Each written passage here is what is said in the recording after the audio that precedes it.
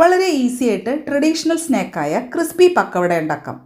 ഇതുണ്ടാക്കാനായിട്ട് ആദ്യം നമുക്ക് കടലമാവ് ഒന്ന് അരിച്ചെടുക്കണം.